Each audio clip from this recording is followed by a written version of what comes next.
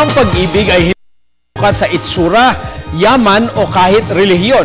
Ito ang paniniwala ng mga residente sa Cotabato.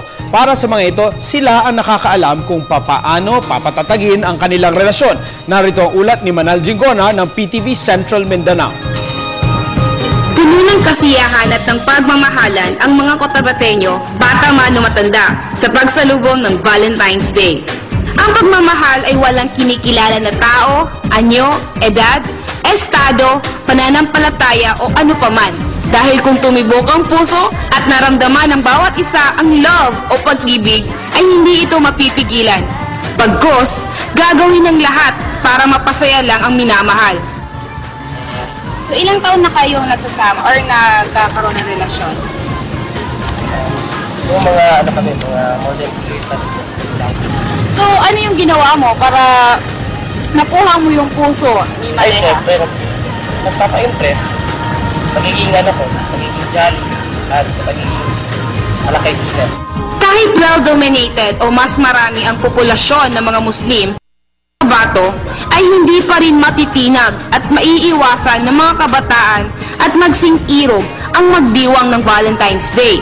Dahil na rin sa impluwensya ng media, kaibigan at barkada. Mas pinapakita at pinaparamdam sa araw na ito ang pagmamahal sa bawat isa. Bawal man o hindi sa pananampalataya, tutol man ang pamilya sa relasyon ay tuloy pa rin. Ika nga, tuloy ang ligaya, alang-alang sa ngalan ng pag-ibig. Pag pinag-traffic yung pagkakasya. Then, pataas siya kasi bakit maraming balloons, flowers. Then, bakit daw sabi ka parang dim light. Then, may projector. Gusto na gumawa kasi ka ng slideshow. Tapos sa last nun, hindi nga alam, doon na pala ako sa ibabo ng lamesa nag-aantay sa matapos.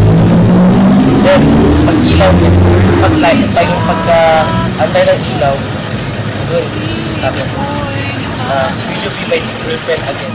Ganun pa man, ang makapagtapos sa pag-aaral at makamit ang pangarap ang maging dapat na prioridad ng mga Cotabateño.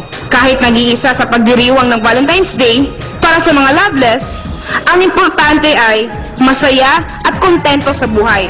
Dahil ang pag-ibig aniya ay dumarating naman sa takdang panahon. Para sa Telebisyon ng Bayan, mula dito sa PTV Central Mindanao at Autonomous Region in Muslim Mindanao News Bureau, Happy Valentine's Day sa lahat. Manal Gingona, nag-uulat.